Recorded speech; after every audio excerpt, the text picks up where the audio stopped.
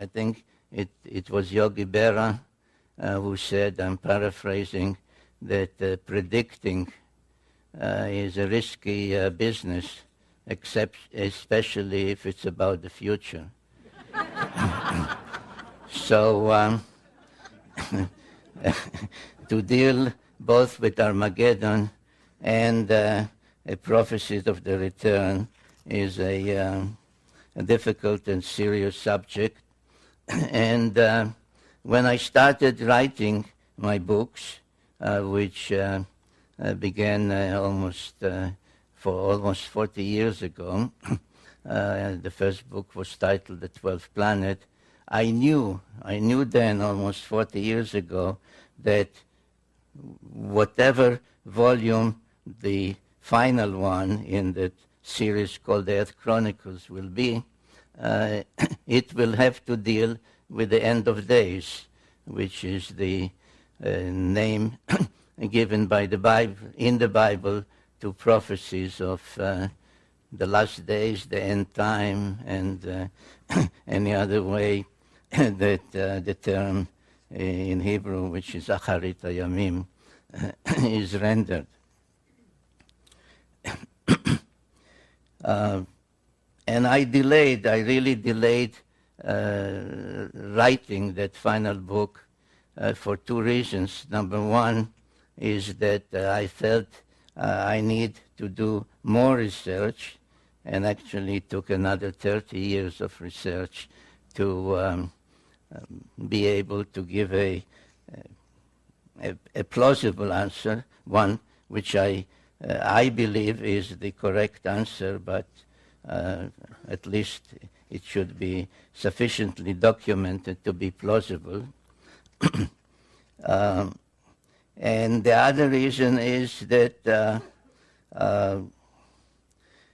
I don't know if everybody will be happy with the conclusions of that book, The End of Days. Certainly, I think many of those that are specializing in the subject of what's about to happen have focused recently on 2012 AD.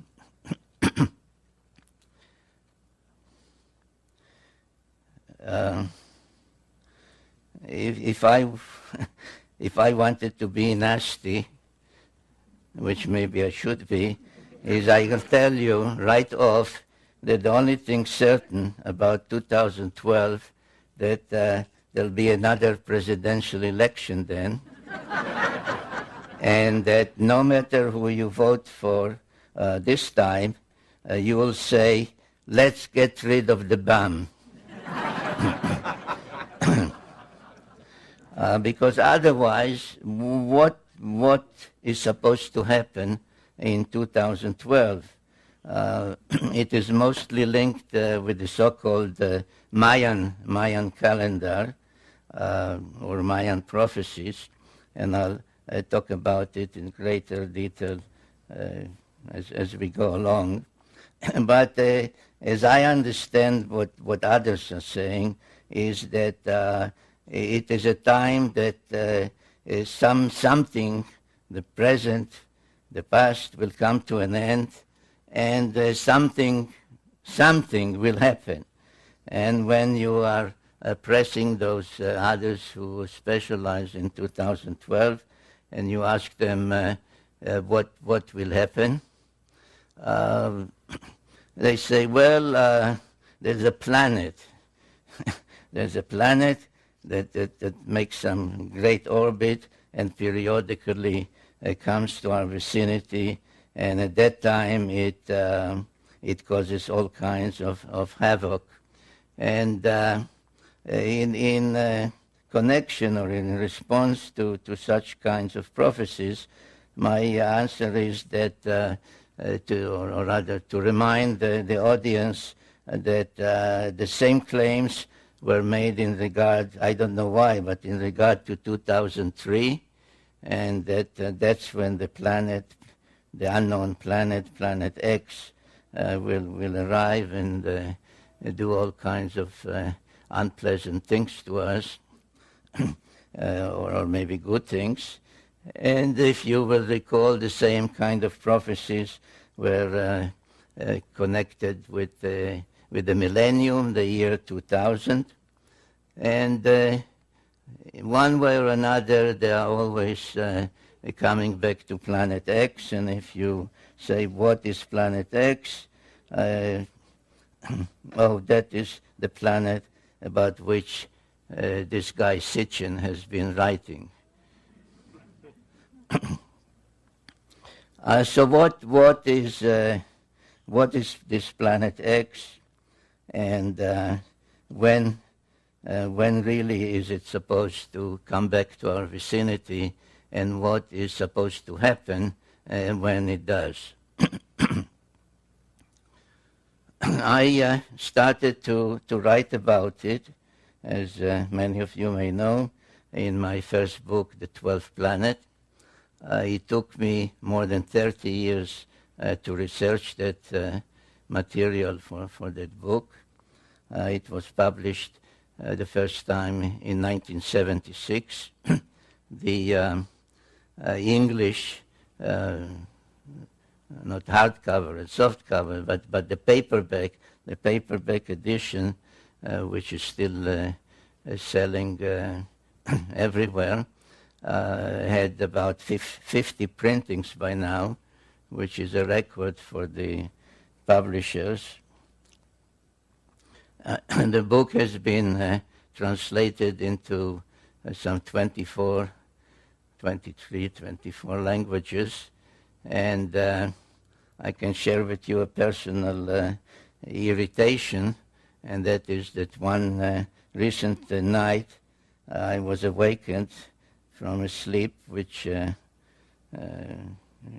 not easy for me lately to fall asleep, and the phone, which is also a fax machine, rang around 12:30 a.m. And when I checked who is trying to reach me at this time, a fax from Hanoi that the publisher in Vietnam wants to translate into Vietnamese the 12th Planet.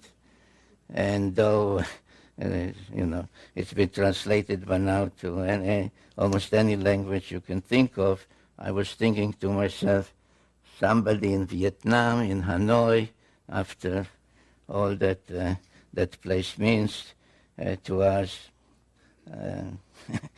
this is really something.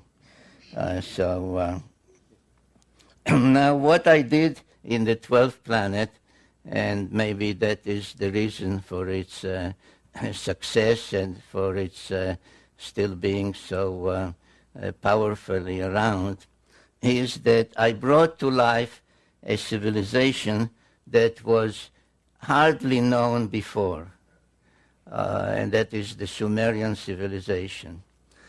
I find it, although now more and more I find in articles, in other books, etc., reference to the Sumerian civilization, to the Sumerians, I find that it's still easier for even those who deal with that, like museums, to say Babylonian. For example, there is now in Europe an exhibit from ancient Mesopotamia where 3 museums, the one in London, in Paris, and in Berlin, have combined to put together some of their objects and show them in each one of the 3 places. And they refer to it as the Babylonian exhibit. So almost 40 years ago, when I or anybody else would say to somebody, well, you know, the Sumerian civilization, you would get some kind of a blank look, the Sumerian, what are you talking about? So I brought to life the Sumerian civilization, which was really a most amazing civilization. It blossomed out in what is now southern Iraq, in that part of the world, This is the ancient Near East. This is the Mediterranean Sea, the Red Sea, Egypt, Assyria, Turkey, which was the Hittites then, etc. So about 6,000 years ago, an incredible civilization appeared there, and all those that deal with it use such words as suddenly, unexpectedly, out of nowhere, because there was no gradual or any kind of precedential civilization that you had this and this and this, and this was a higher level, a higher stage. Suddenly, from what we may call primitive, though they were not primitive people, but they were farmers, hunters, etc. But suddenly there appeared cities, high-rise buildings,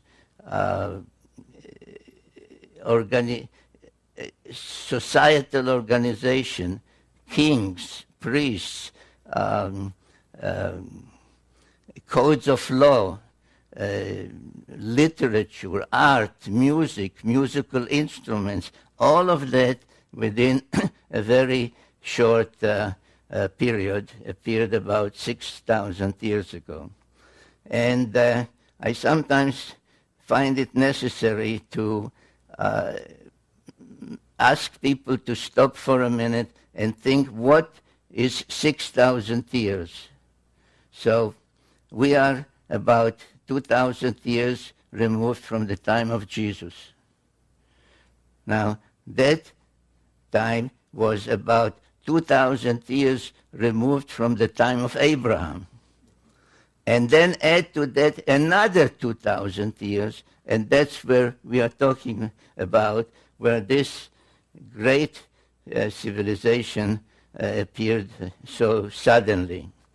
And without devoting the whole evening to that civilization and all the firsts to which we owe a debt. For example, if you look at your watch and you have 60 minutes in an hour, why do you have 60 minutes? Because that's the basic Sumerian mathematical system called sexagesimal base 60. They went from 1 to 60, and then like we go from 1 to 100 and 101, then they went from 1 to 60 and then 61, so there was base 60. A circle has 360 degrees. Why?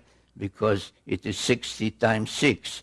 Indeed, the whole Sumerian mathematical system was based on that. 6 times 10 times 6 times 10, etc. So you had 6 and 60 and 360 and 3,600 and so on and so forth, up to very high numbers in going. Some tablets were found starting with mathematical tables with 2,196,000 and tables of division from that. So the legacy of Sumer, be it in the first wheel and so on and so forth, is really incredible. So, but I want to mention tonight at least three of their firsts. One is writing. And they developed a writing system called cuneiform, where the scribe using a stylus would make wedge-like symbols or indentations in wet clay, which when it dried would become a permanent record. I don't have a sample of a tablet with me, but let's say that this is a clay tablet, and I once held up a copy of my book, not this one, this is a DVD, and I said, which one of the two do you think would last another 1,000 years? The printed book or the clay tablet? And the answer is the clay tablet. So we have writing, which of course meant a language and grammar and literature and epic tales and lullabies were written down, recipes. For example, in the book, The 12th Planet, I give as an example a recipe for what the French call coq au vin, meaning a chicken cooked in wine. There were proverbs. It's really mind-boggling, but I won't spend the whole evening on that. So writing was one of them. Another thing was pictorial depictions. They took stones, mostly semi-precious stones, and made cylinders about an inch or so, sometimes longer, but basically about an inch, a cylinder of an inch, and would engrave, and nobody has figured out to this day how, in this hard stone, they would make an engraving in reverse, like a negative, which when rolled on wet clay would become a permanent depiction, the way we say print our presses, the rotary presses now, the newspapers. So literally thousands of cylinder seals, and even more so, their imprints have been found, and any museum worth its salt has these cylinder seals or their imprints on display. And those depictions tell us a lot, and I will refer to some of them. And the third thing that I would like to mention and stress this evening was high-rise buildings. They were the first to use bricks and to build high-rise buildings, like stage pyramids that would rise 100, 120, 160 or more feet high. Some think that these were the towers of Babel, mentioned in the Bible. Actually, it's not so, but every major city, Sumerian city, had a sacred precinct, and the sacred precinct had such a ziggurat, as they were called. And they were used primarily for astronomical observation. And indeed, their knowledge of astronomy, or in the field of astronomy, is one of the most amazing Sumerian legacies. And this is, for example, the imprint of a cylinder seal. You can actually see the seal in Jerusalem. There's a museum there called Bible Lens Museum. And this is, if you ask a regular scholar, what is it? They'll show it. He'll say this is a beer drinking scene, because the Sumerians were also the first to invent beer. And drinking beer was a social event. You can see people are coming to participate in that, and beer was drunk through a straw. The way I understand in, say, in Latin America or in Argentina, they drink mate tea with a straw. But as many other cylinder seals, they were decorated with celestial symbols. And if you study this one, you find out that it depicts the sun, it depicts the earth and its moon, it depicts what we call the asteroid belt, which is a belt orbiting between Mars and Jupiter, and nobody knows or nobody, I mean, I say nobody because I do. Others claim they don't know how it came about. It's the remains of some planet that was destroyed, exploded, except that if a planet explodes, the pieces fly in all directions, and in this case, they orbit like a belt between Mars and Jupiter. So you also have Mars and Jupiter. Here's Jupiter. You have the asteroid belt, which we have discovered only in modern times.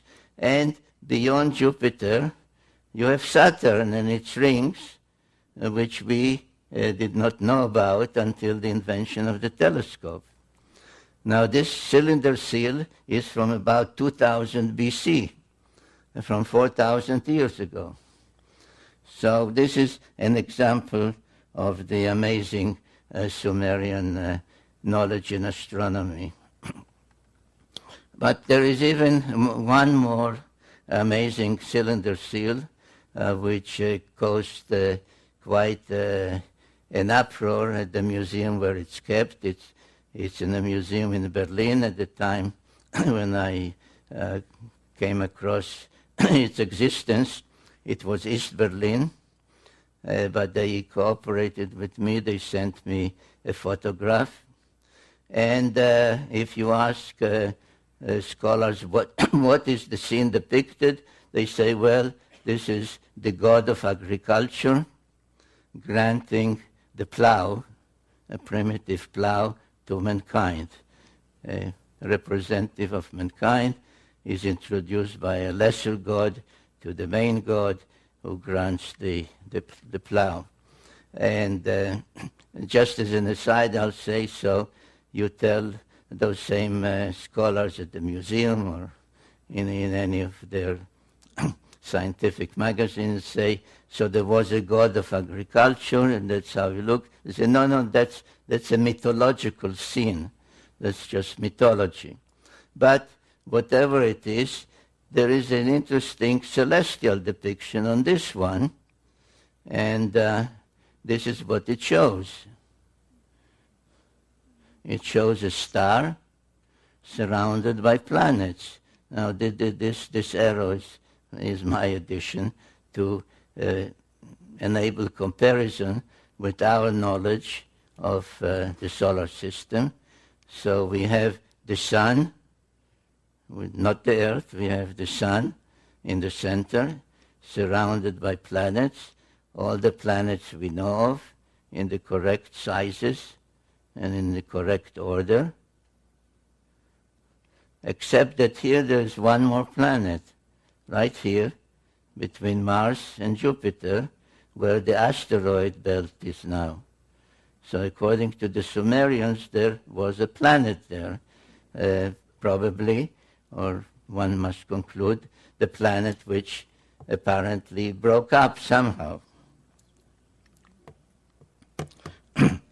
Now, if you could get hold of Sumerian guy and said to him, what planet was that and what is the somehow, how did that planet break up?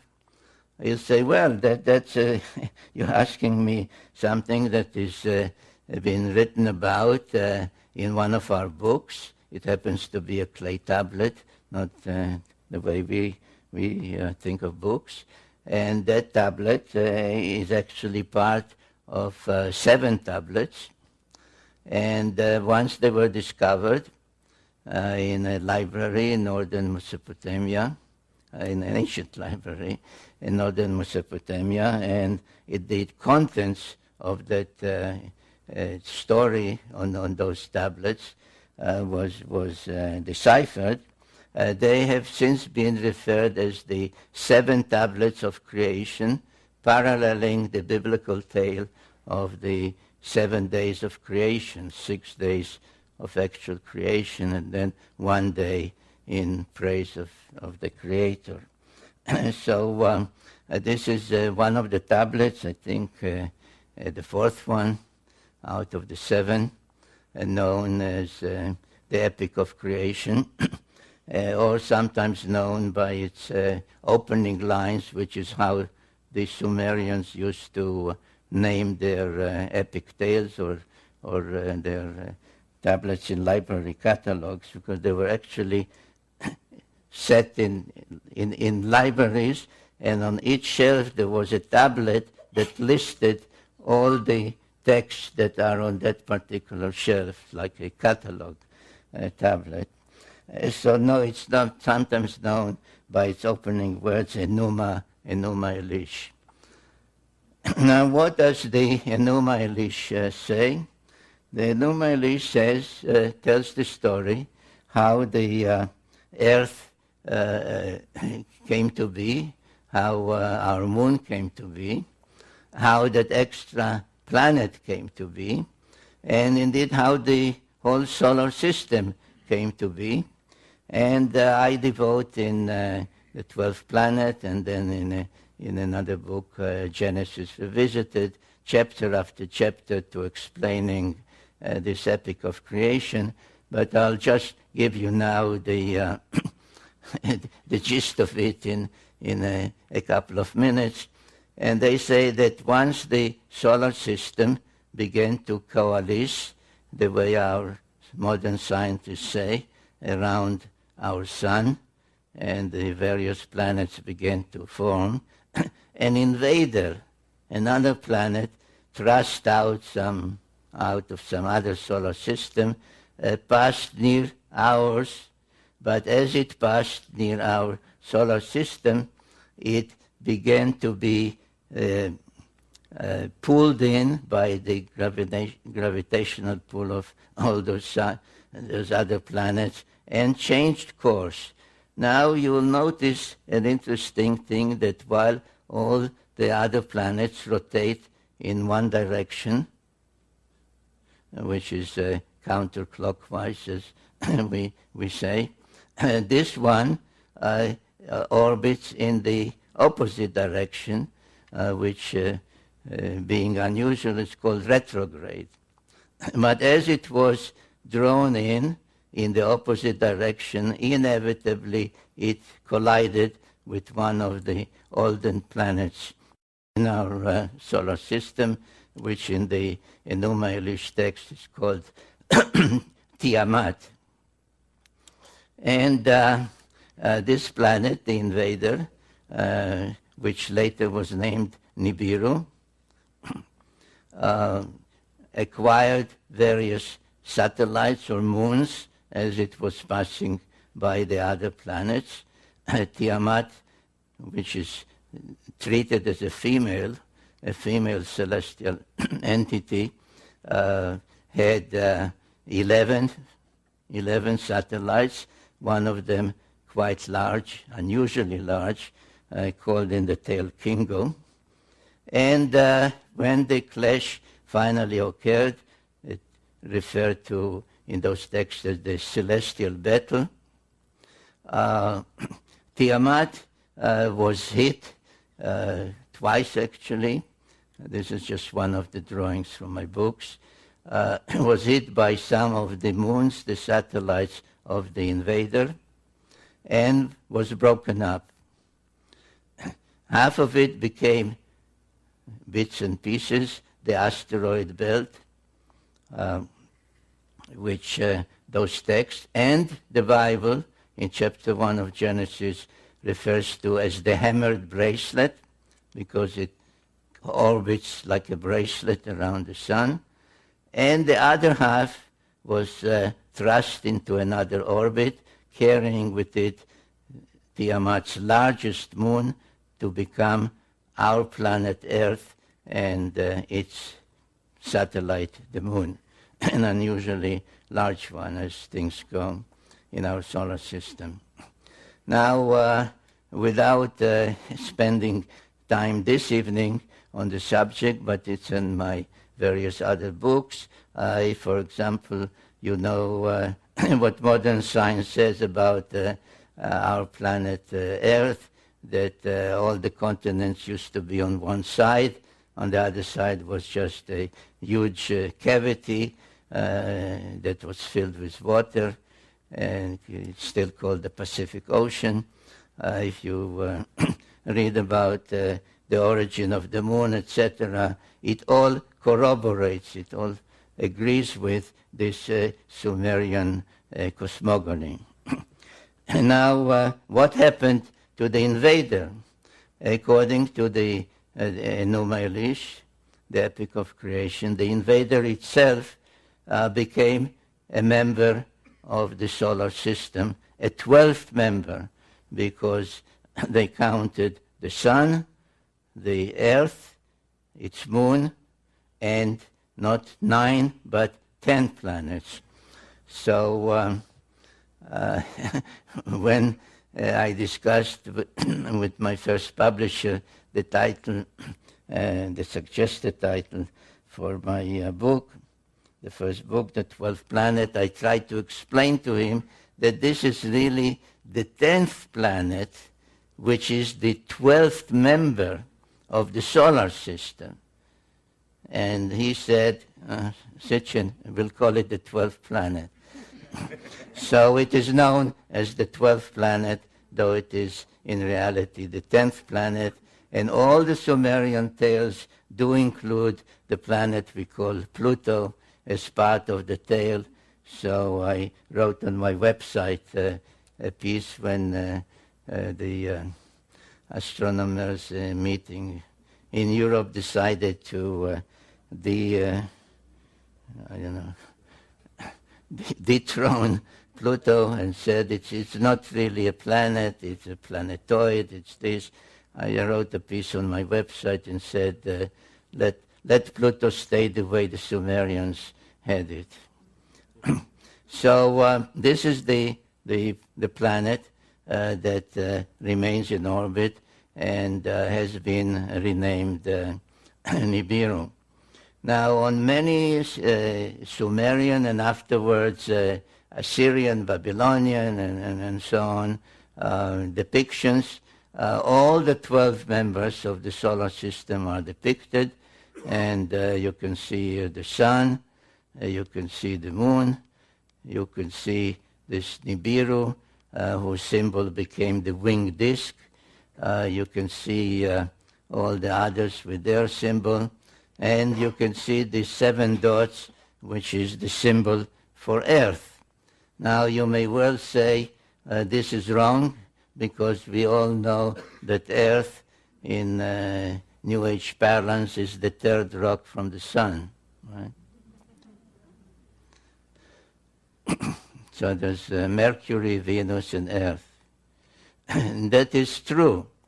But if the Sumerian incredible knowledge was given them, was not acquired by them from their own observations without telescopes and all other modern equipment, if it was given them by somebody, let's assume for the moment, coming in from outside the solar system towards Earth, then they would say Pluto is the first. And then there's Neptune and Uranus. And then there's Saturn and Jupiter. And Mars would be the 6th planet. And Earth would be the 7th planet. So Earth is quite correctly depicted by the symbol of the 7 dots, the number 7.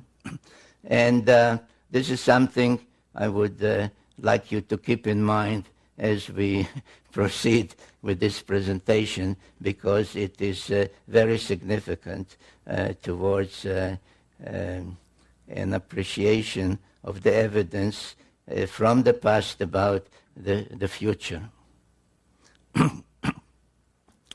Now, the obvious question that anyone, including myself at the time that I started to research and investigate all that, would ask himself is, how could possibly the Sumerians know all that, that the sun is in the center, and that's how this solar system came into being, and there was an invader, and the invader has this great elliptical orbit, etc. And the answer again, it is written. It is written down on, they are not called tablets, they are called cylinders, square cylinders in this case. And this one in particular, another one like it, can be seen by any one of you if you go to England, to Oxford, to the Ashmolean Museum. And this is called the Sumerian King List. And it says that about 430,000 years before the deluge, people called Anunnaki, in this text, called Anunnaki, came from their planet and visited Earth and brought civilization to Earth. In fact, it says, this and other records like it, say that civilization was brought down, and the term used in the Sumerian for the civilization is kingship. That kingship was brought down first time before the deluge and was brought down to earth from the heavens the second time after the deluge. And then there are tales, very detailed tales, telling us that at one time a group of 50 Anunnaki, led by a leader whom they call Enki, came from their planet, that same planet, the planet X or Nibiru, came to Earth, and they did not crash land here. Their spacecraft was not just passing by, and they said to each other, "Hey, look at that rock down there, let's take a look at it." They came for a reason, they came for a purpose, and the purpose was that they needed gold. They needed gold with which to protect the dwindling atmosphere on their own planet. And the tales, which are very detailed, then tell how Enki came and tried to obtain the gold, how his attempts to get it, to extract some gold from the waters of the Persian Gulf did not succeed, so they had to turn to actual mining, and then another leader was sent called Enlil, and etc., etc. So what happened? And there are many statues of Anunnaki, male, female, but this one of Enki is the only one where his fist, if you can discern it, is made of gold, which I believe indicates the purpose for which he came. Now Enki stayed on Earth quite a long time, and at some point felt that he ought to tell his story of what happened on their planet that made him and his group and the other Anunnaki come to Earth, and what happened on Earth after they came and landed here. And there is an actual text known to any Sumerian or Assyriologist, as some call themselves, that they will say, yes, there is such a text that is an autobiography of Enki that starts by saying, "When I approached the earth, I saw greenish marshes. We splash-landed in the waters. We waded ashore. I commanded so-and-so," and the name is given, "to test water and see if there's potable water. I commanded so-and-so to build us some kind of shelter. I commanded so-and-so to see if there is edible food." And so on, line after line in those tablets. Unfortunately, the complete text of that autobiography of Enki has not been found, only fragments of it.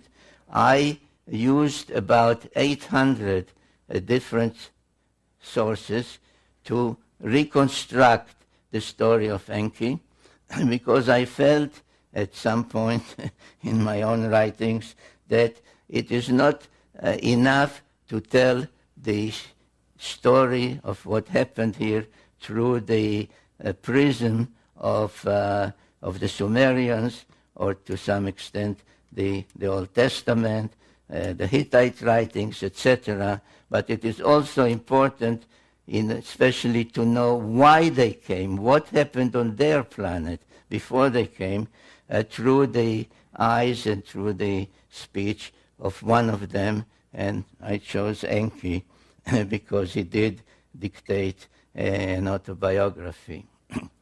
And the tale that emerges from all those sources is that after they landed here and could not get the gold just by extracting it from the waters of the Persian Gulf. This is the Persian Gulf, and this is today's Iraq. Another leader, a half-brother of his called Enlil, came. He was more a commander, and he was more a scientist. Another member of their family, they were all children of the ruler of Nibiru, called Anu. Another member, a female, who was a medical doctor, came and assisted also. And they set up a settlement, or actually 7 settlements on earth, at a place that they called in Sumerian Edin, from which the word Eden, the Garden of Eden, comes. And they chose a central point called Nippur. They nicknamed the navel of the earth, because all the other settlements that they established, each one with a certain purpose, including this one as the spaceport, and this laid out as a landing corridor. All of them were equidistant from Nippur. So Nippur was the central city, the site where Enlil had his headquarters, and some of the texts even describe what was at his headquarters, and there was a particular place there called the Duranki, with all kinds of humming equipment that controlled the space flights and gave information about orbits, etc. And Duranki literally means the bond heaven-earth, the thing that links heaven, their own planet in this great orbit, and their settlements on earth. So this is what they established. And as I said, at some point the idea of extracting gold from the waters didn't work. They had to go and do it the hard way. So they kept coming in groups of 50 until there were some 600 of them on Earth. And they used Mars as a way station, on which 300 of them were stationed. The numbers are given in those texts. But most of those on Earth, those Anunnaki, were assigned to mining gold in East Africa. And there are several texts, and in particular one known as the Atrahasis epic, that describe a time or an event where those working in the mines mutinied. And they said, no more. This is not the kind of work that we can do. We are astronauts. We are supposed to man spacecraft, not to work deep in the earth. And there was a mutiny, and there was great consternation among the leadership what to do. And then the same Enki, who was a scientist, said, we don't have to abandon our efforts to obtain the gold on which our own survival on our planet depends, because we have to protect our dwindling atmosphere with a shield of gold particles. Because there exists on Earth, already exists on Earth, a being which is in many ways similar to us. And all we have to do, and those are quotes from his words in his autobiography, all we have to do is put our mark on it, our genetic mark, and thereby raise that being more to our level so that it could follow our commands, understand our language, and do the work for us. And there are quite a number of texts called creation texts that describe how Enki, with the help of their half-sister, who was the chief medical officer, through trial and error, kept trying to combine their genes with the genes of the being that they found on Earth, which we may call Homo erectus, if we wish, and finally succeeded in bringing about what was called in those texts the perfect model. And it so happens that there is a cylinder seal, about 4,000 years old, showing this goddess, her name was Ninmah, raising the newborn model men, Lulu Amelun, as they called him, and she shouted, and these are words in those texts, "My hands have made it." And that is, ladies and gentlemen, how we came about. This is the long story, which I gave you as briefly as I could, of what the Bible says in chapters 2 and others of Genesis, that a group called the Elohim, which is a plural term, literally meaning the lofty ones, translated God, said to each other, "Let us," in the plural, "let us fashion the Adam." Adam comes from Adamah, which is earth, so Adam, literally earthling. "Let us fashion the earthling in our image and after our likeness." And this is essentially, in one biblical verse, what the Sumerian tales tell in quite a number of creation texts. And then after they achieved that and everything seemed to be in order, the deluge came and destroyed everything. So after the deluge, there are tales, by the way, Sumerian tales describing the deluge and its reasons and its what caused it, and why was one God angry and said, "Let mankind perish," etc., etc. But that's it's another evening.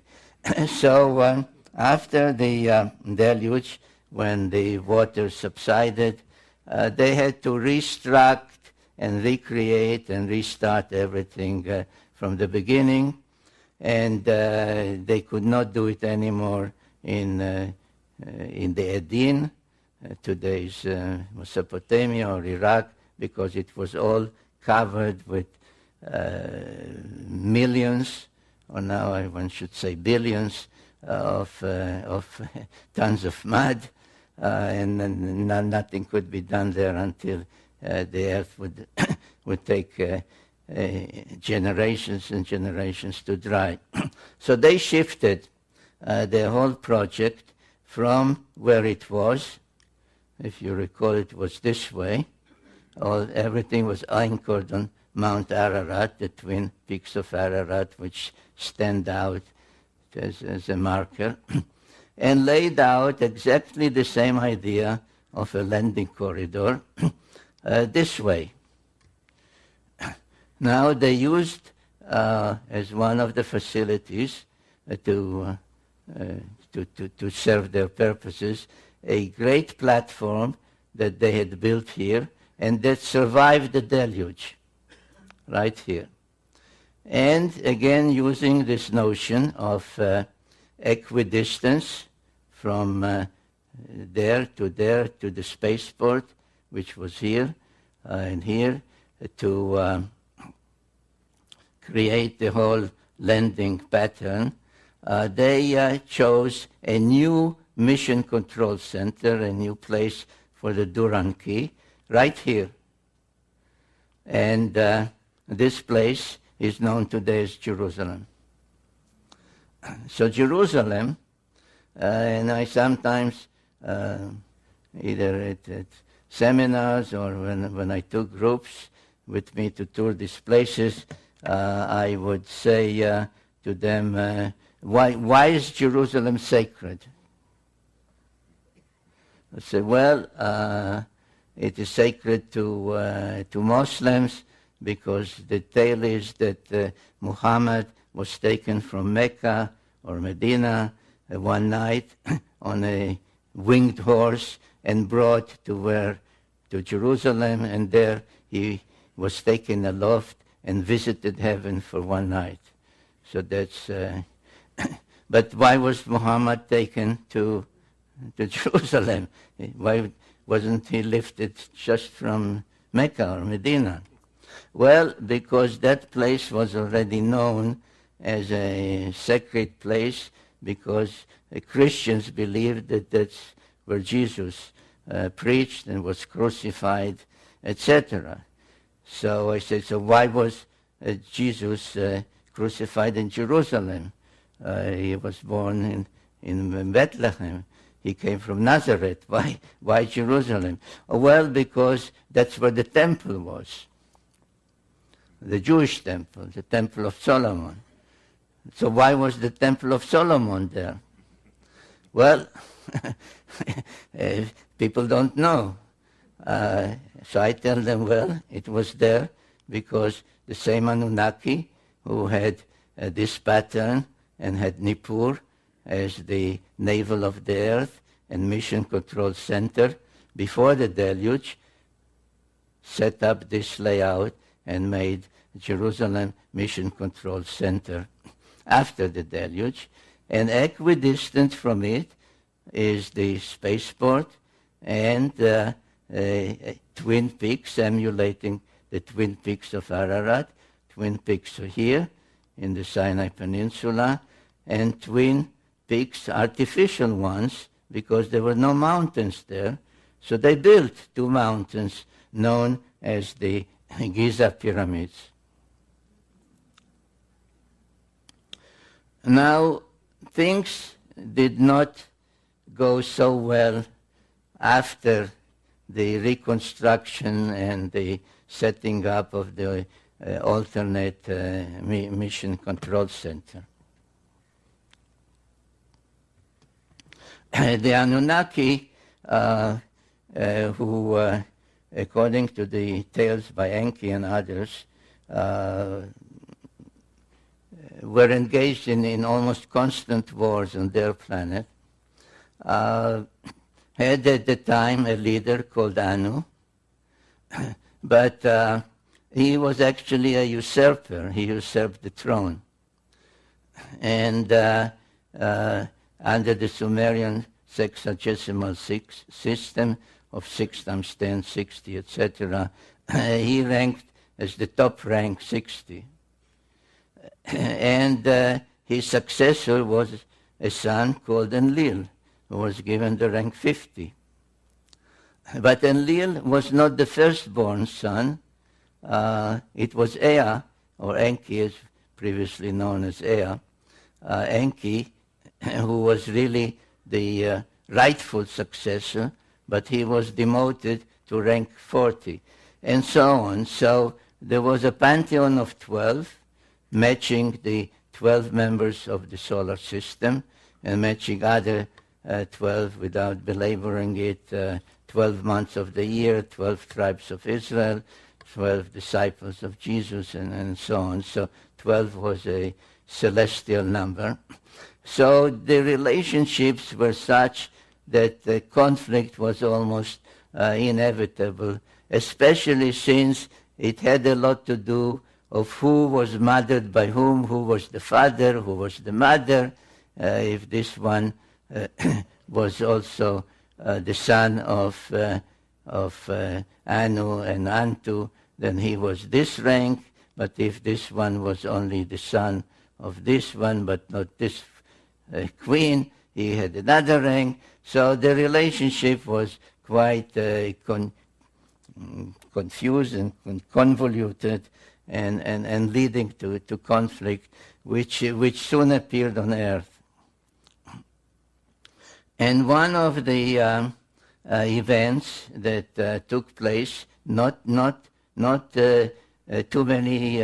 relatively too many years after the establishment of that great pattern of landing pattern in Jerusalem and the Space Force, etc., and the 2 artificial mountains in Egypt, was that wars broke out. And the first war that I named in my book, The Wars of Gods and Men, the Pyramid Wars, because there was a series of them, had to do with these facilities, because in the Great Pyramid, one of the two especially, which is the only one that has an ascending passage and chambers, all the others have just a descending passage, they were a prize that one side tried to deprive from the other, and the first series of pyramid wars took place there. In that particular war, the two main protagonists were the main son of Enlil, called Ninurta, and the main son of Enki, called Marduk. And in that war, it was Ninurta who was the victor, and his victory was commemorated in some cylinder seals and other depictions. This was his symbol, the eagle, and this was his victory's depiction, how he won the war over the two pyramids, and another depiction where you see actually all three pyramids.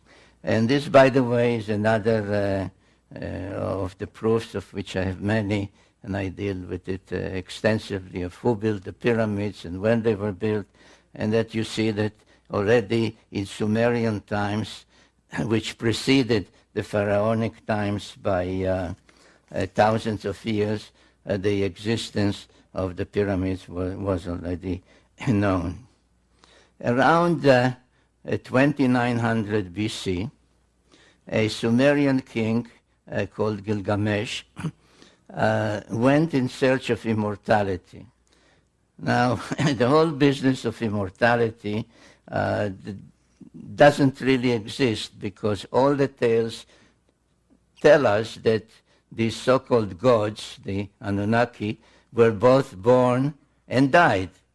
And there are tales about both birth and death. But it is all relative. That's why the Greeks called the gods, they borrowed the Sumerian pantheon, they called them the immortals. But it was only a difference in what a year is. If the Anunnaki come from a planet whose orbit is about 3,600 of our years, to them it is 1 year. If you would ask an Anunnaki, how old are you? He'll say, whatever, I'm 20 years old, which means my planet, Nibiru, made 20 rounds around the sun. If you ask somebody here, so we won't ask people for their ages, of course, but you ask, how old are you? And he'll answer, it means my planet, where I grew up, to which I genetically belong, made X number of orbits around the sun. That's a year. So, but anyway, Gilgamesh was the son of a goddess. And he came to his mother, and he actually was not only a demigod, but he was two-thirds divine, because his mother, not his father, his mother was a god, a goddess. And he said, if I'm two-thirds divine, two-thirds Anunnaki genetically, why should I die like a mortal? And she said to him, you're right, but in order to attain our longevity, you have to go and be on our planet. So he went in search of immortality, and the Epic of Gilgamesh is a well-known literary work from antiquity, translated in antiquity already in many of those ancient languages. Now, where did Gilgamesh go in search of immortality? He had to go to places from which he would be taken aloft to the planet of the gods. So if you remember this design, this is what I showed you. This is Jerusalem, which is only mission control center. He had, and this one, where is it? This one was destroyed in the pyramid wars. So he had two places to go. One was the great platform in the mountains here, and one was the spaceport itself. And so around 2900 BC, almost 5,000 years ago, he went in search of a place to be taken aloft and join the gods on their planet. Now the first one that I showed you, this one, is in the mountains of Lebanon. The great cedar forest there is depicted and described in detail in the epic tale of Gilgamesh. And the text says that he witnessed on the night before he entered or tried to enter the place, he saw a rocket launched. And lo and behold, archaeologists have discovered a Phoenician coin from a place not far from there that shows the great platform and a rocket ship on a podium. So it did exist. Now that place still exists and can be visited. I went there at some risk. I would not advise you to go at this time because it's the headquarters of the Hezbollah in Lebanon. But the place is called Baalbek, and there is there a vast stone platform of about 500,000 square feet. And here at this northwestern corner, there are ruins of temples built over temples. The latest one are Muslim and Byzantine and Roman, but they are built on or over a platform that pre-existed. And these are some of the most ancient ruins that you see there, of levels that keep rising from down there, rising and rising and rising and rising and rising. And these stone blocks weigh between 600 to 900 tons each. And the immensity of the place is mind-boggling. Even more mind-boggling is one of the courses in the western wall of that enclave, on the western wall, on top of these huge boulders. And the three of them, 1, 2, and the third one, known as the Trilithon. This is the drawing, the image. This is a line drawing of a person, so you can see the scale. So there are three of these huge stone blocks lying in one of the courses, one of the levels, next to each other. And they weigh 1,100 tons each. Now, there is no piece of equipment, even today, that can lift 1,100 tons, or even 1,000 tons, or even 600 tons. There's no such piece of equipment. Yet, and this is a photograph, by the way, I think, can you see that little ant there? That's me. I'm standing there. And this is one, the first trilithon, and then there are two more.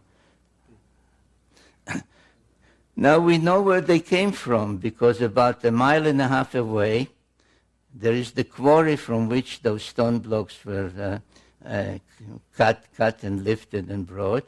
And one of them is unfinished. So right here it's still part of the native rock, and this part has been already cut. And again, this is me there. So you can see the size. So somebody in antiquity, and according to all the evidence before the flood,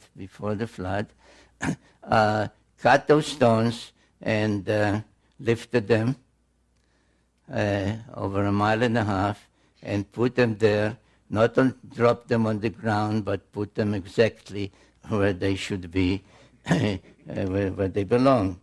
And the question is, what was the purpose of this whole thing?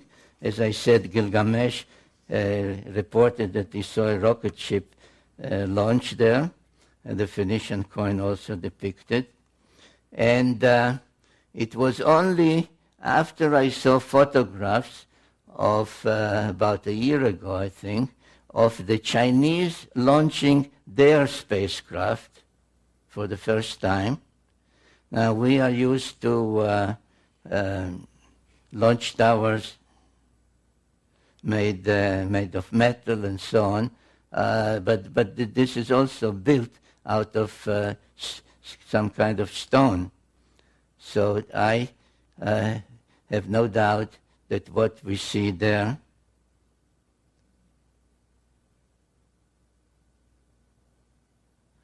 now, where is the one?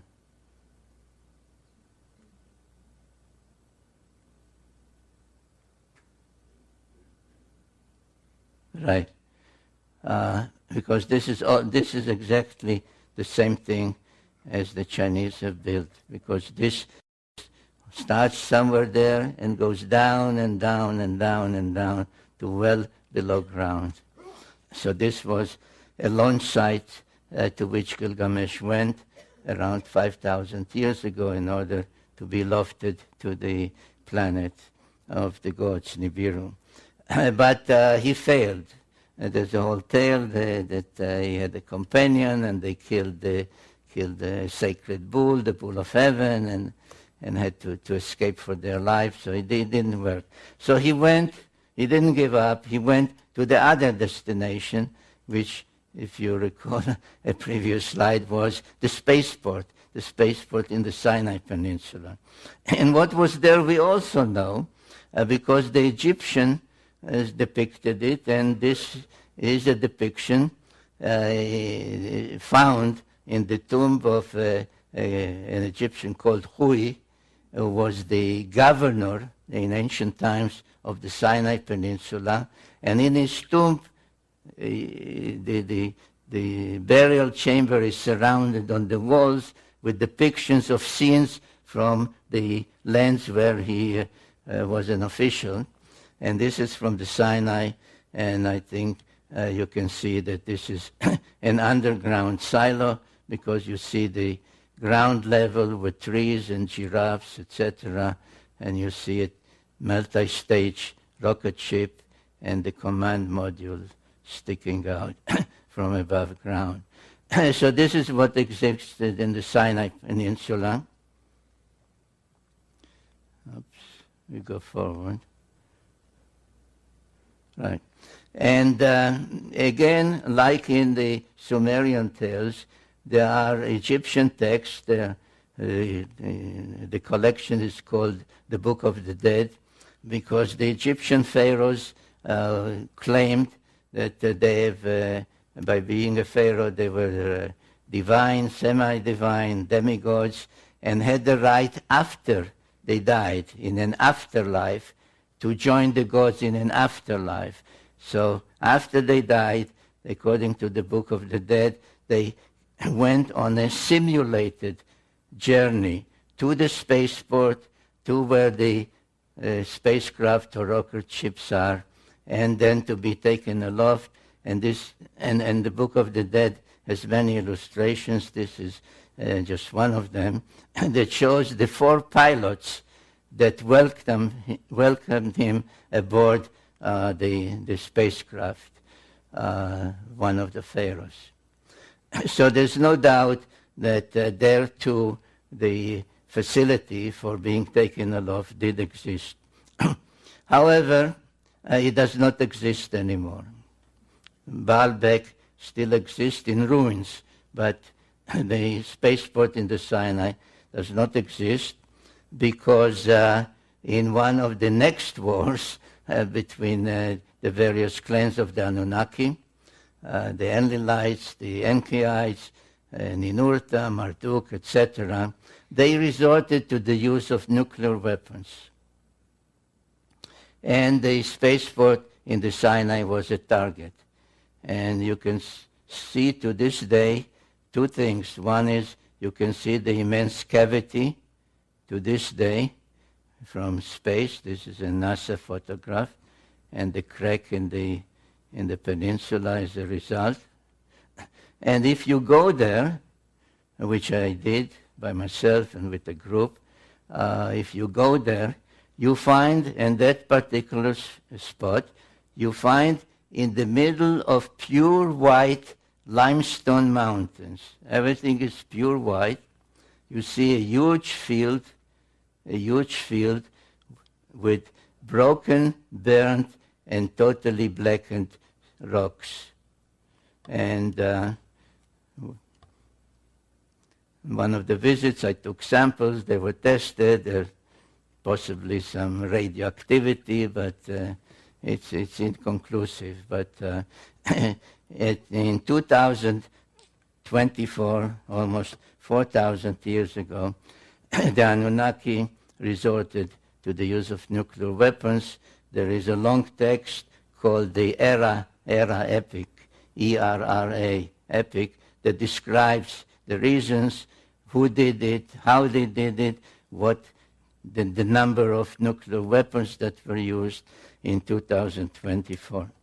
The unintended consequence of that was that a wind blowing from the Mediterranean brought what they called in those texts, they're called lamentation texts, they called the evil wind that brought death to everything alive in Sumer. As the nuclear wind passed, reaching from the Sinai to Sumer, it did not destroy anything.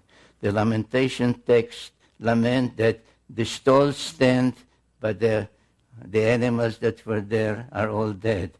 The houses stand, but everybody who lived in the houses lies dead in the streets, on the roofs, etc. And that was the end of the great Sumerian civilization about 2024 BC. And in that one, unlike in the previous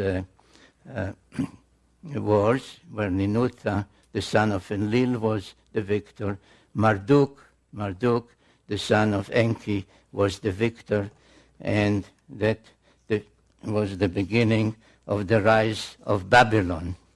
Instead of Sumer and Enlil and all the others, it was now the era and the time of Marduk and the Babylonians. Now we are starting to leave ancient history, and we are starting, or I'm starting, to take you by the hand and lead you not only to the present, but also to the future. And to understand where history is taking us, this map is the key to it, and please try to remember it.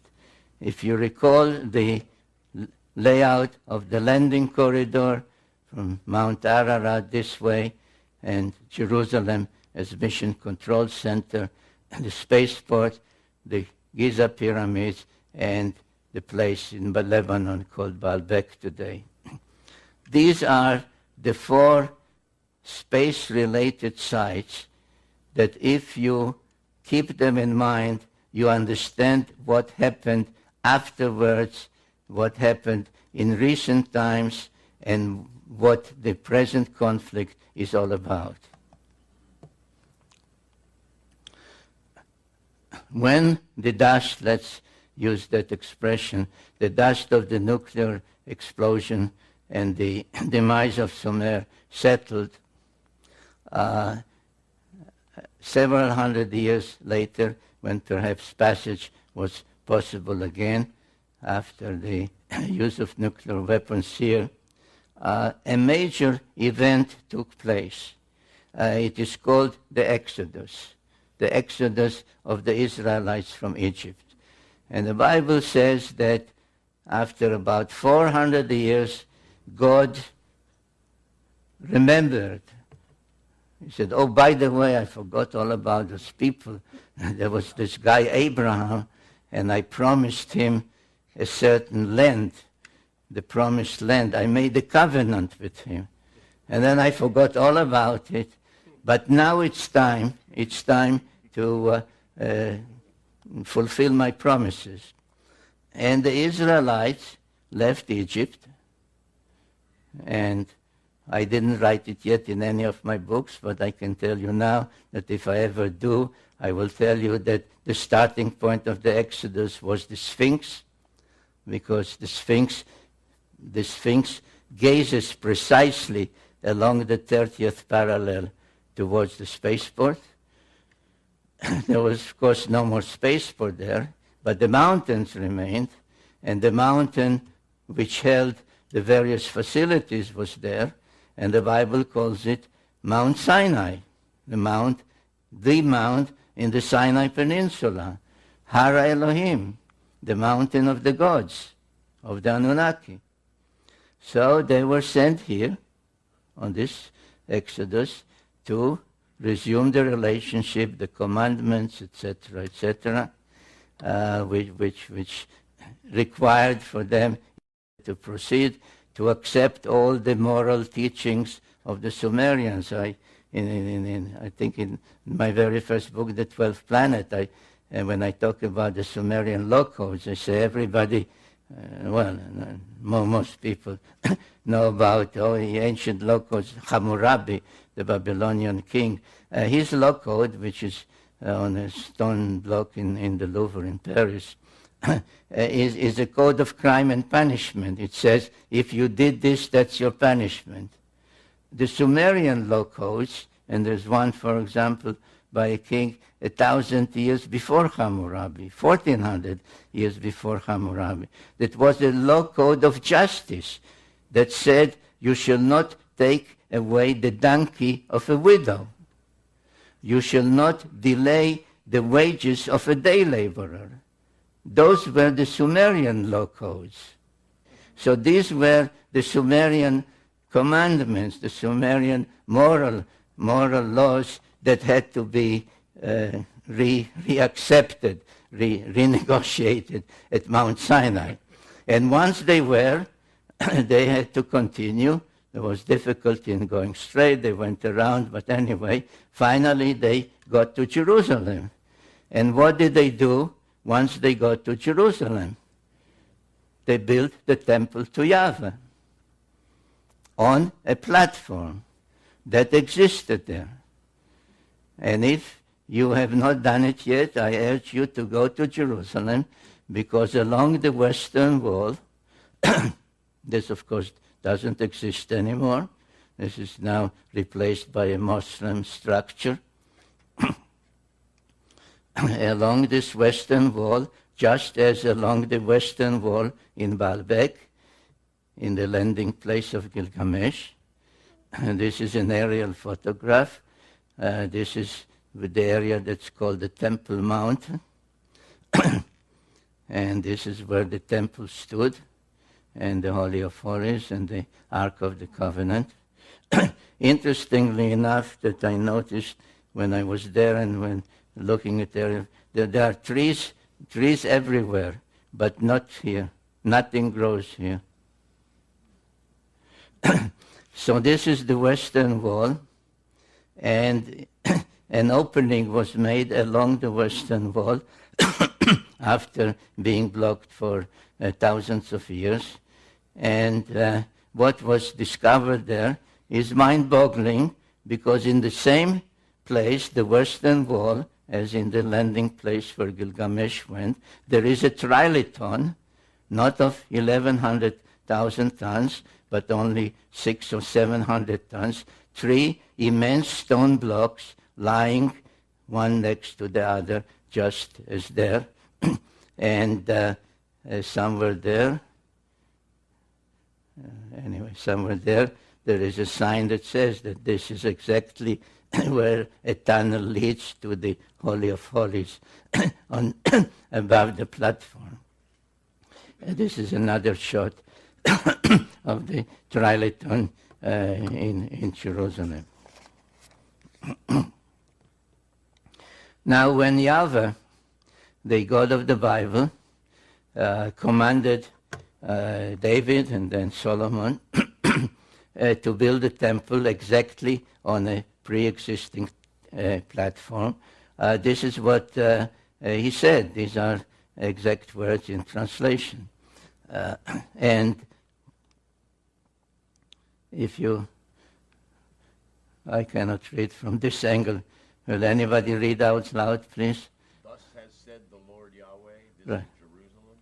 In the midst of the nations I placed her, and all the lands are in a circle round about her.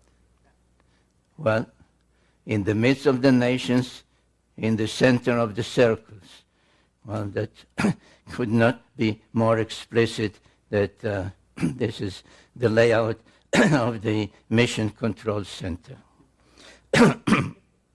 Now, at about the time that the Hebrews, the Israelites, were restoring the platform in Jerusalem, other things were happening in the adjoining countries, especially those countries that followed Marduk, the Babylonian one. In Babylonia, on cylinder seals, the sign of the cross began to appear.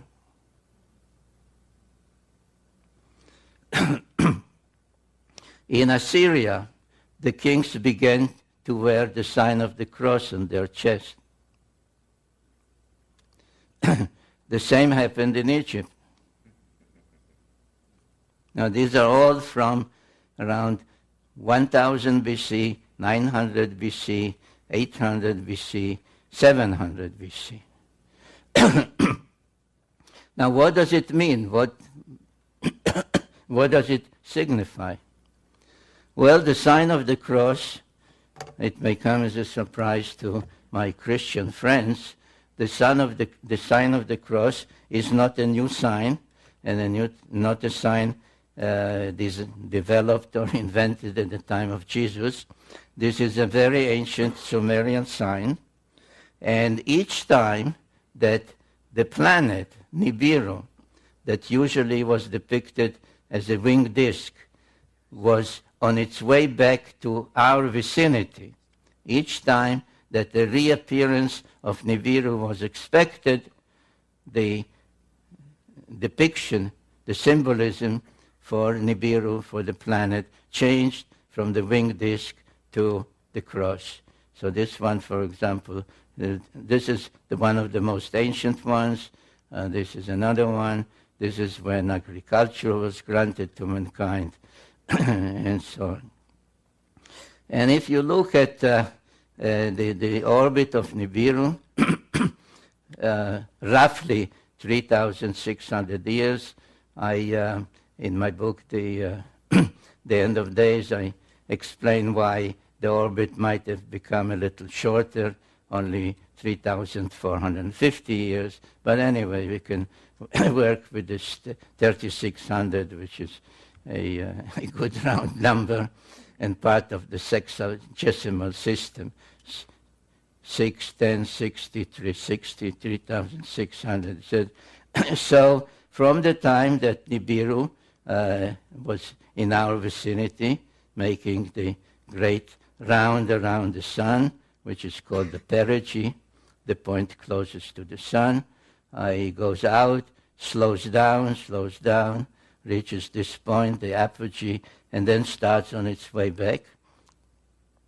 So at some point, the planet is here, or here, or here, or here, or here, or here, and at some point, the anticipation of its return begins. And that's, I suggest, is when the sign of the cross began to reappear. In one of my books, The Wars of Gods and Men, I deal with all the various wars that took place, not only the very early ones, but in particular the ones that started to become more frequent and more ferocious as the return of Nibiru became closer and closer.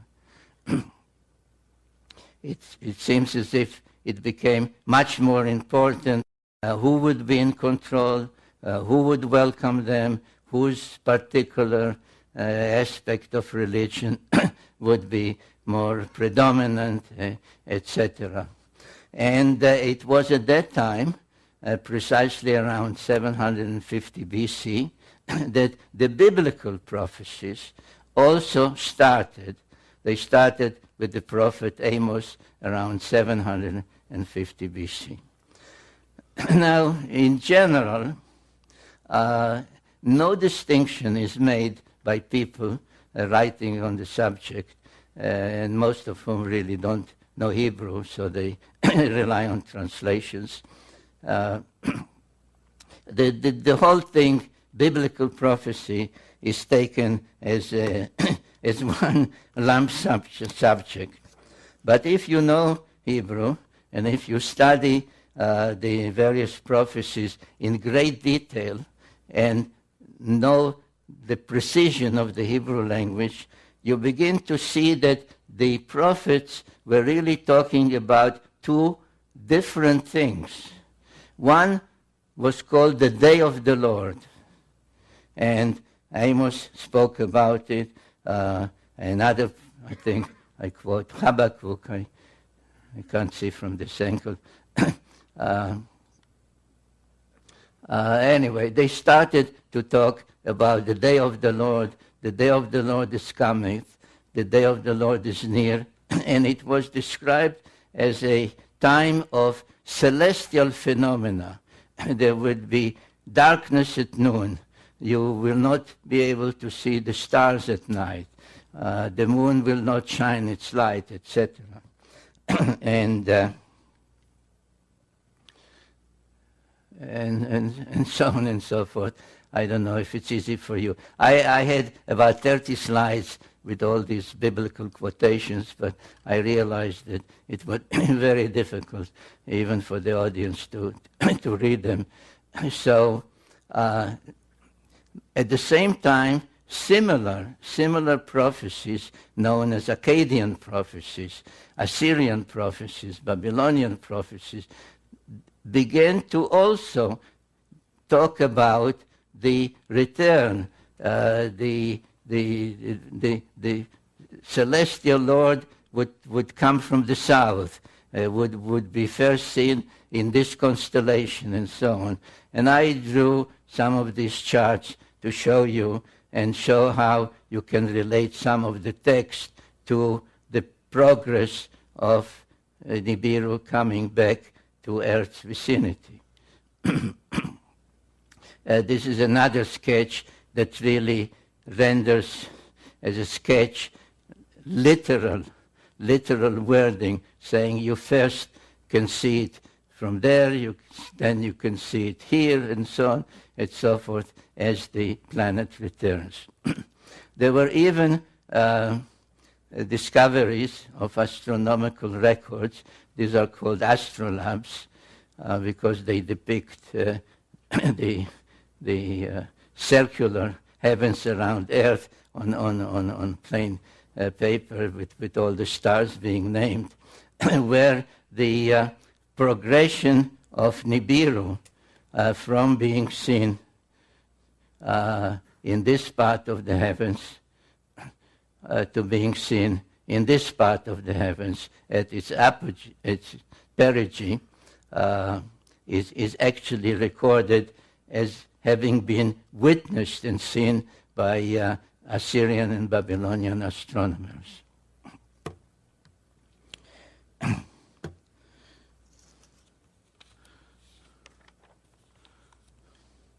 Well, this is one of the texts accompanying one of the astrolabes. And as becomes obvious as you study all these texts, that the main feature they are talking about is a day of darkness, darkness at noon, the sun will not be seen, etc., which we can say they are really talking about a solar eclipse. And the Assyrian records, I think that's what I showed in the previous slide, talk about a darkness at noon and an eclipse at an unexpected time, because all these eclipses could be predicted. They had enough knowledge to predict solar eclipses, lunar eclipses, etc. So in exactly 556 BC, and this is a sketch, a sky map prepared by NASA, not by me, in 556, an unusual and unexpected eclipse, darkness at noon, took place. And it is my conclusion in the book, The End of Days, that is exactly when Nibiru last was near Earth and created that eclipse. So if you go back to the problem posed by 2012, and you say, well, 2012 is when Nibiru is expected to return and do this or do that, and be a good omen or bring harmful things, will be the apocalypse, the end. It does not work, because the last time that Nibiru was near Earth was 556 BC, and if it has an orbit of about 3,600, 3,400, 3,500 years, it ain't coming back in 2012.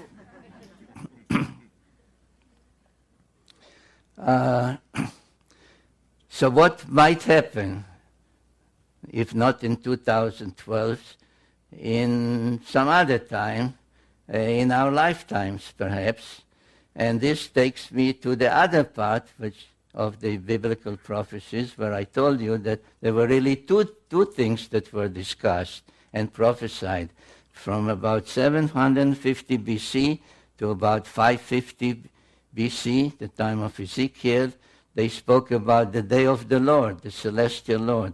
It's coming, it's nearing, it's coming from the south, it will darken the skies, etc., etc.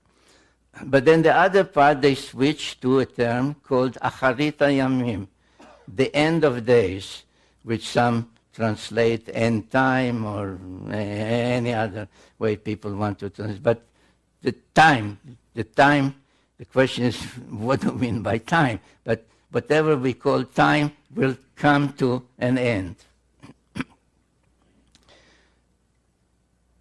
And we have to remember, and this is the purpose of this slide, to show you that the Anunnaki were coming and going between their planet and the Earth, not necessarily when Nibiru was closest to Earth.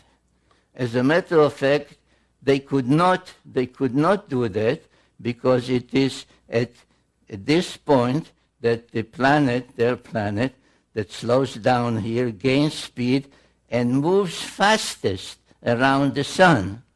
So the only way they could come here was if they left their planet ahead of time and speeded ahead of the planet and were here and then rejoined their planet, or when the planet was starting on the way back to slow down, then they would, as if literally, fall back towards the sun and come to our vicinity. So there were all kinds of ways, and there are tales. There are tales about this god, this goddess. There is a tale about a king called the Tana who was taken to heaven. He was afraid to continue the trip when he started to see the earth become smaller and smaller.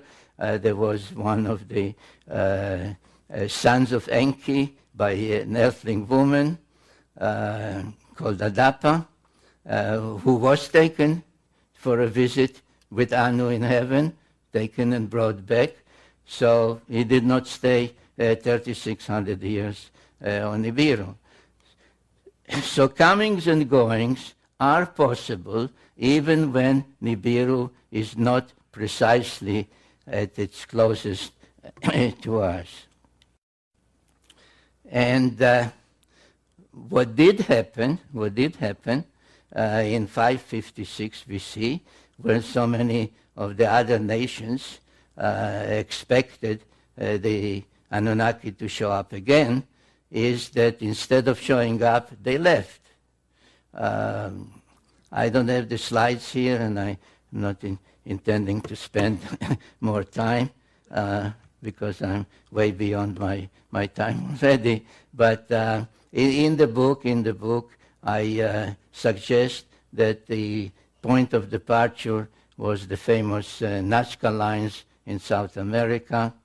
But what is without doubt known, and this is perhaps part of the Mayan prophecies, is that the chief deity of Mesoamerica, whom the Aztecs called Quetzalcoatl, the Mayan called Kukulkan, which all meant the plumed or the winged serpent. Before he left, he said, this is written down, he said, "I will return, I promise to return." And he promised to return at a certain point, which is related to the Mesoamerican calendars.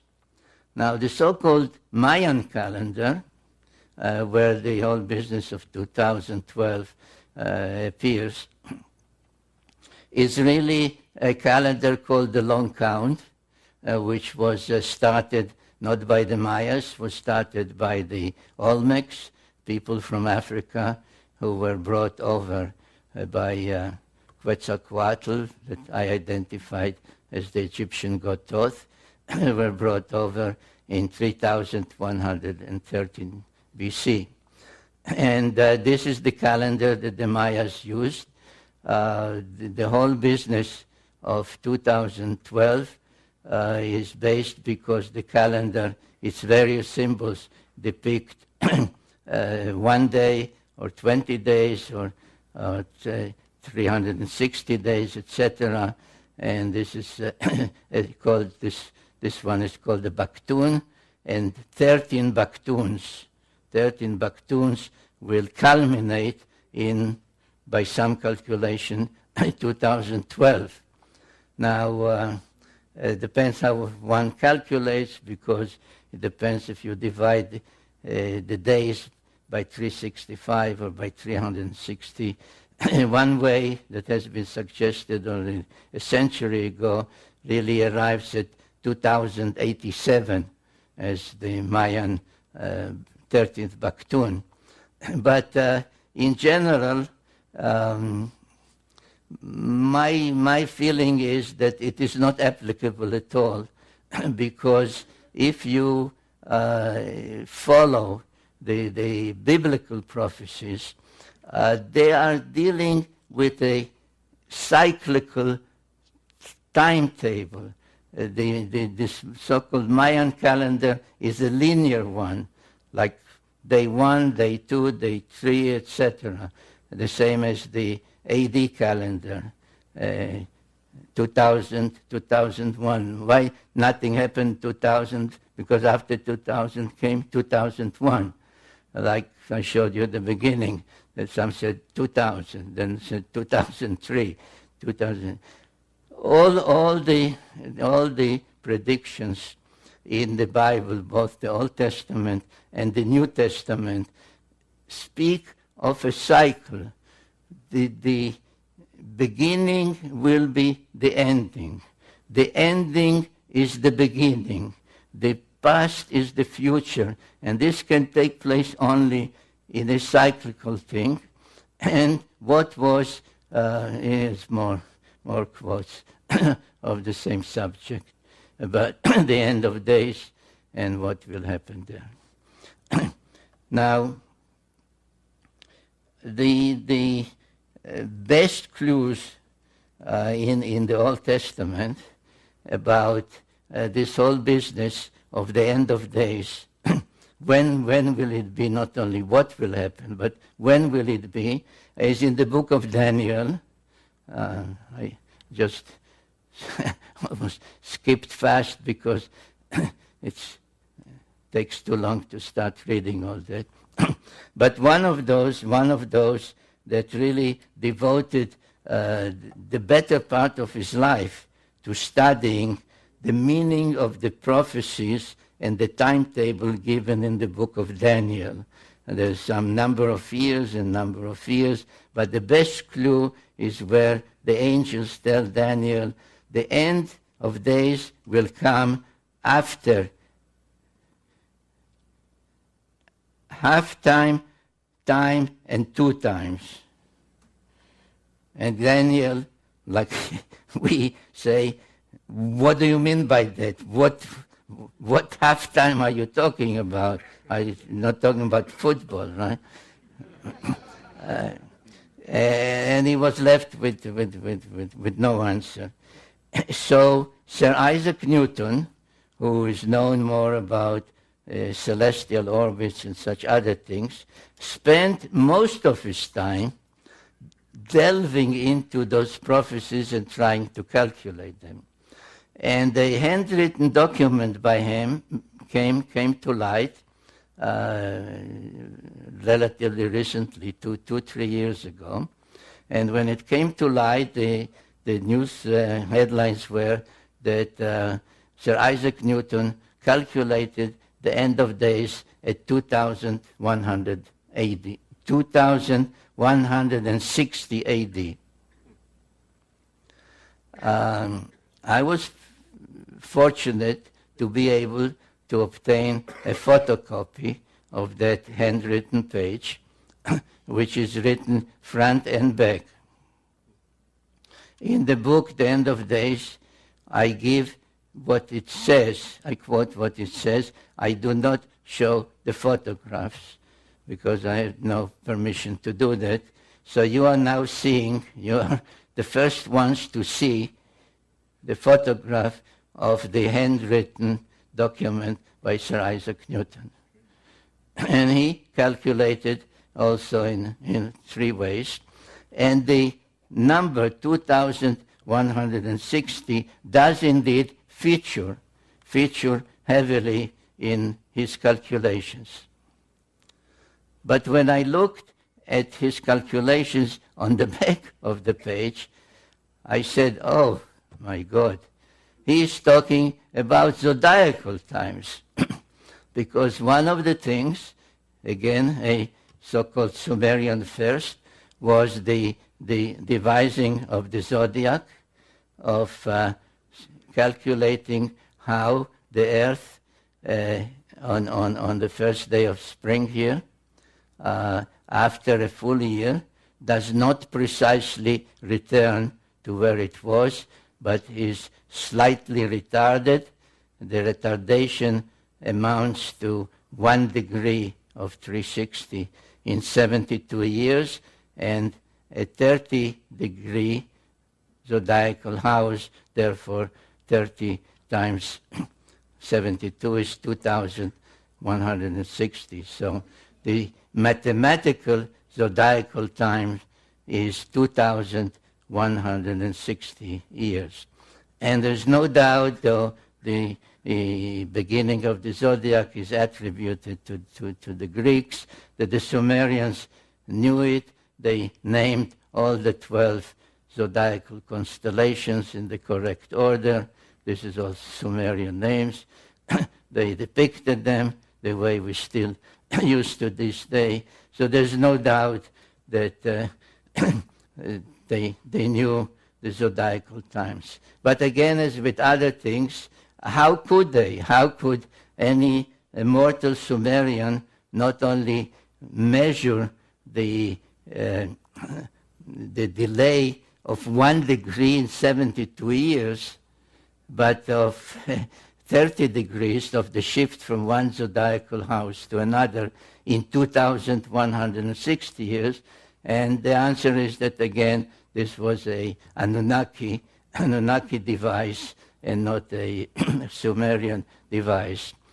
And what is important to keep in mind is that the time scale, so that's perhaps when the ancients told Daniel time, half time, 2 times, that they were talking about divine time, the Anunnaki time, is because I ask myself, and I give that answer also in the book, The End of Days, is what prompted, what caused the Anunnaki in 2024 BC to resort to the use of nuclear weapons?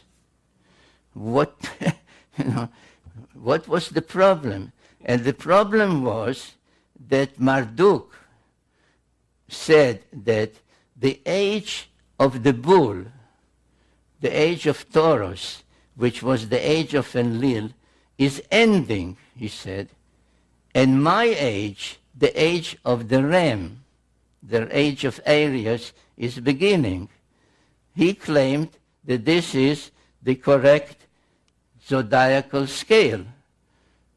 So he said around 2200 BC, the age of Enlil, the age of Taurus, has ended, and my age, the age of Aries, has begun. The others, and this is all in those texts, by the way, the others said to him, no, you are wrong, because don't go by some chart. Look at the heavens. In the heavens, on the first day of spring, we are still in the age of the bull. We are still in the age of Taurus. Why? Because the three zodiacal constellations of the bull, of the ram, and of Pisces are not the same size. So, though Marduk claimed that his age is already begun, it was still observationally, really in the heavens, the age of Enlil, of his rivals, Ninurta, and so on. So this was such a bitter fight that they resorted to nuclear weapons to deprive each other of the spaceport. Now, there is another cylinder seal. It is at the Hermitage Museum in Russia. There's no doubt about its date. It's 2500 BC. And it shows, in my opinion, without doubt, an astronaut on the 6th planet, which is Mars, greeting an astronaut on the 7th planet, which is Earth. You remember, I asked you to keep it in mind, Earth and its moon. And between them, there is a spacecraft. So, a return of the Anunnaki with a stopover on Mars, one greeting the other, has occurred. And there is a date. There is a date on this cylinder seal. Do you see the date? Pisces. The age of Pisces.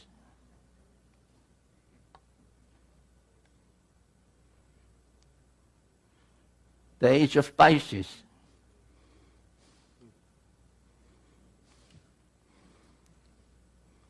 So does this mean that the return of the Anunnaki and the end of days, with its 2,160-year calculation, will still come about this century?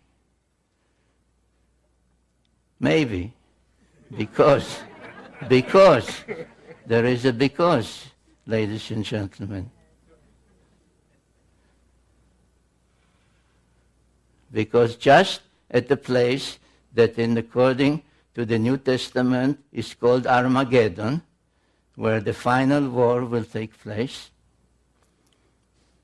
a mosaic floor in the first church ever built in the Holy Land, since the time of Jesus, has on its floor the sign of Pisces. This was discovered 2 or 3 years ago at Armageddon, which really means in Hebrew Har Megiddo, the Mount of Megiddo, which is in Israel. Now, are all these omens, or is it just a tale to tell you at ARE?